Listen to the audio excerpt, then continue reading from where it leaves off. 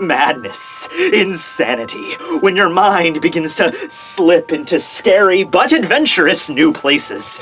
Up is down, left is right. What's the square root of the letter Q? Because I need to know, man! I need to know! And then you die. Xyle Aporogrance. Why does he get a middle name? Seriously, all the other Espada were just like Coyote Stark, Bargon Riesenbarn, Tia Haribel. No. Xyle Aporogrance. It has a little bit of elegance to it, and it makes people question whether you should pronounce the S as Xyle or the, just go over that altogether and just go with Xyle. But the English dub was Xyle Aporogrance, so that's where I'm going. Xyle Aporogrance. Alright, well, first off, the fucker has pink hair. I don't trust anybody that has pink hair, and neither should you. And yes, that includes Lucy from Elfen Lied, and we all know how it happened with that. Alright, so, Xyle is the mad scientist of the Espada. Physically, he's not really strong, but he has enough of his inventions, and the way that his Resurrection works kind of makes up for his lack of physical strength. Although we did see him use a Gran Rey Zero once during the movie tie-in with the Hellverse, and that was a pretty cool scene as well. Along with that, we also seen that he was pretty adept at using Sonido. He was pretty sturdy with, taking a blast from Uryu's Sprenga technique. And probably one of the kick-ass scenes there with Uryu. Not really with Xyle, but it was pretty cool seeing Uryu and Renji teaming up and then, looking like they got the drop on Xyle with, like blowing his ass up. And then Xyle, though, came back from that, not because of his Hario necessarily, but the way that he managed to withstand that attack is because, while he did not know that Uryu was capable of such a technique, he studied Uryu's Ryatsu to the point where he was able to mitigate the damage. So, he's kind of like a diet Mayuri, in a sense. I mean, when Mayuri fights him and eventually kills him, he makes the point to mention that he's not really a scientist the same way that Mayuri is a scientist, because Xyle craves perfection, whereas Mayuri says that a real scientist worth their salt would never attempt such a thing. But aside from that one difference and a few others, they're remarkably similar. In fact, I like what Kubo did there whenever Pernida killed Nemu in the Thousand Year Blood War arc. You had Mayuri in a state of grief.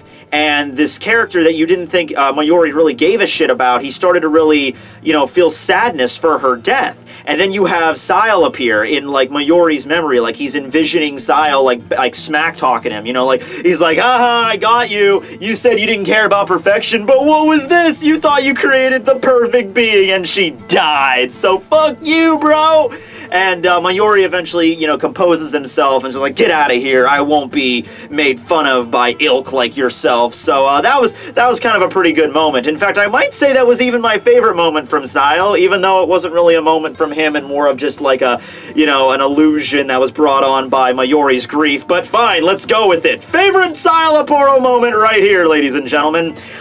His Resurrection was pretty cool, although I have to admit there is a bit of an issue with this. He's kind of distracted by other things, because remember after he got his ass blown up by Sprenga, and he's like, how dare you do this to me, and then he ate one of his own Fraxion, which he modified so, he could heal himself. That's actually really interesting as well. He had like kind of like extra lives, he modified all of his Fracciones, and he probably had the most Fracciones, Baragon was like the king, but he only had like 6 of his like best warriors. Xyle was certainly more of a quantity over quality sort of guy. He amassed a shit ton of Fracciones to work as basically, honestly, he probably used them as his lab rats. He's like, come over here, yes, Fraxion number 13, let's see how I can remove your spleen and you can still function after that. He probably did shit like that. No, he could, absorb them to take them into himself to heal all of his wounds, but his clothing was still damaged, so he was like, fuck you, Renji and Uryu, I'm gonna go and change into a different outfit. So he goes, changes into a new outfit, comes back, and then immediately releases his Resurrection. I think in the Japanese, it was Fornari Karas, which is, to fornicate, to really get it in there. But I guess they felt that that was a little bit too extreme in the English, so they had to change it over to La Furiosa, or La Lustful. I probably butchered the Spanish, but why not? I already butchered the Spanish last time by pronouncing Brujeria as Brujerita, so whatever the fuck, I don't even know. Yeah, so he goes into his Resurrection, and he completely removes his clothing, so I'm like, what was the point of that? Was the point of that just to dick around with Uryu and Renji a little bit more? Yeah, probably. While in his Resurrection has a pretty cool abilities. One is his carbon copy ability. He's able to like spew out this black viscous liquid, and anything that it gets on will replicate the organic life that it landed on. So you have, you know, clones of Uryu and Renji all wandering around, as well as Pesce and Dondachaka, but it doesn't really go anywhere. He just kind of like, you know, gets bored with that after a while and just causes them all to disintegrate. He has other abilities, though, not the least of which being his ability to create voodoo dolls out of all of his opponents, and then the voodoo dolls actually have a little twist. Instead of just, you know, like, you know, you pull the arm and the arm, you know, breaks or whatever, he actually like pops it open like a Russian nesting doll, and all the little organs are inside there, like little children's playthings, and he can crush each of the organs or muscle tendons or whatever, and it'll cause damage on that body. Pretty interesting ability there, but once again, after Mayuri shows up, it's kind of a useless thing. You know, Mayuri just replaces all of his organs with dummies, and that, you know, technique is pretty much rendered useless.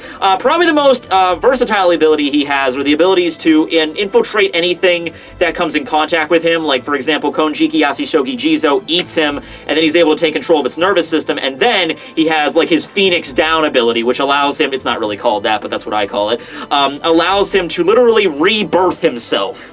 As in, whenever his body is destroyed, I guess he can implant his seed in some other form of organic life. You know, it was Nemu in the manga, so it's kind of like he impregnates Nemu and her stomach actually swells up, and then he just like, like some weird alien monster comes out of here. It was slim. It was maybe slimmed down a little bit in the English, you know, in the anime. They made it a little bit less disgusting. He just kind of like emerges out of like Nemu spews out a pink cloud, and then he just kind of appears out of the cloud, and then she's like a dried up husk. But, you know, Mayuri just gets it on with her, and everything's good to go. I've been making this thrusting motion a lot in this video, but considering it's this guy we're talking about, I think it's fine. You know, I don't really know if I have a least favorite moment. I mean, Sayo was a pretty fucked up character, but I don't really see anything that I really would hate about him. I didn't like the moment, like, when it first happened, when after, you know, Uryu nukes him with Sprenger and he comes back from that, I felt like, oh, that's bullshit. But then you start thinking, like, well, he is a mad scientist. It would make sense why he would plan for such an eventuality, so I'll give him that. Constructing a room which limits Bankai. I mean, I don't exactly know how you fucking did that, but okay, sure, you're a scientist, so whatever. How do magnets work, right? I don't know. How do you limit Bankai? How do magnets work? Sayo probably knows the answer to both of them.